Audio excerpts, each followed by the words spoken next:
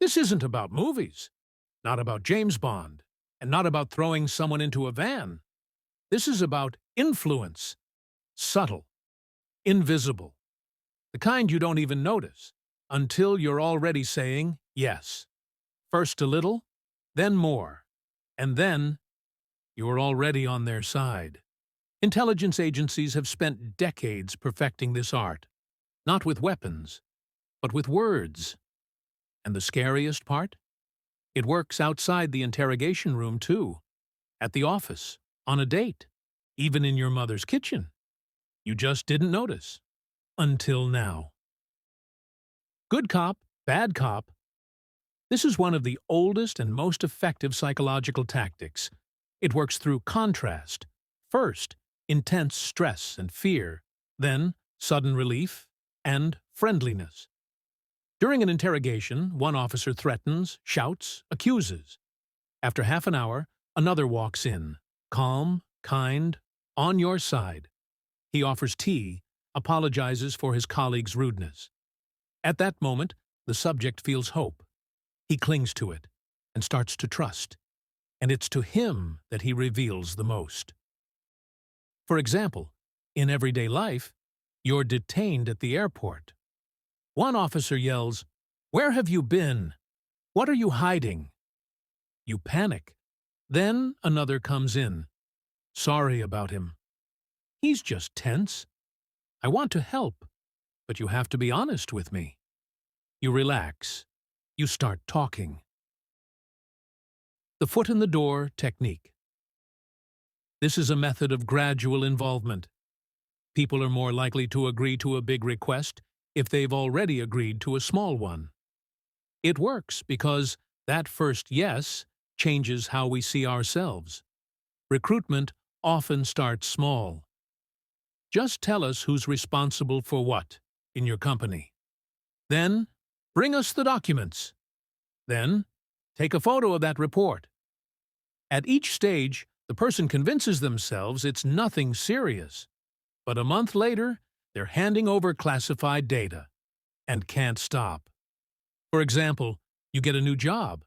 A coworker asks, "Can you stay 10 minutes to help out?" A week later, "Can you also finish this report?" A month later, you're doing his work, and you agreed to all of it. Creating dependency. People need connection. Isolation makes us vulnerable. Intelligence agents use this. First, they isolate the target, then become their only support. The agent limits calls, blocks internet access, removes familiar surroundings. After a couple of days, he becomes the friend, brings food, chats, jokes. The person begins to see him as the only one they can trust. For example, you've gone abroad. You're lost. Don't speak the language. Someone comes up. "Are you okay?" "I've lived here a while. I'll help you." He gives advice, food, a place to stay. A week later, he asks for a favor. And it's hard to say no. Moral justification. The best way to control someone is to convince them they're doing the right thing. Frame betrayal as patriotism. Frame spying as saving lives. The operative says, "You're not betraying anyone. You're protecting people. You have access to important information. We're not here to harm. We want to prevent a threat." The person believes they're doing good. Resistance fades.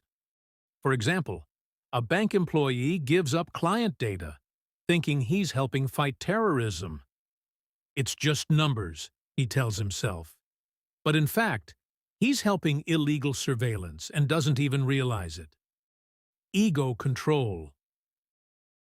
People want to feel important, but not too confident. Agents alternate praise and criticism. This causes emotional instability and a dependence on external validation. First they say, "You're special." Then, "You messed up." Then praise again. These emotional swings destroy confidence. The person becomes dependent on praise and approval. For example, you present an idea. Your boss says, "That was weak, but I see potential." Later, "With my help, you could be amazing." Now you crave his approval, and he controls you. Fear-based framing. Fear shuts down thinking. In panic, people grab the first escape, even if it's a trap. Intelligence agencies often create artificial threats and then offer to rescue you. They tell someone, "You've broken the law. You're going to be deported. Maybe prison." The person panics. Then, "Help us, and everything will go away. Just tell us about your colleague." For example, you get a message. Your bank account has been hacked. Then, "Click here to fix it." You panic, click, and hand over your data to scammers. The illusion of belonging. We trust those who seem like us. Same interests, same jokes, similar background. Agents mirror behavior to quickly build rapport. The agent studies the target, what movies they like, how they talk, their style. Then they just happen to be from the same city, with the same hobbies. The target relaxes, trust appears, and the leak begins. For example, you're at an event.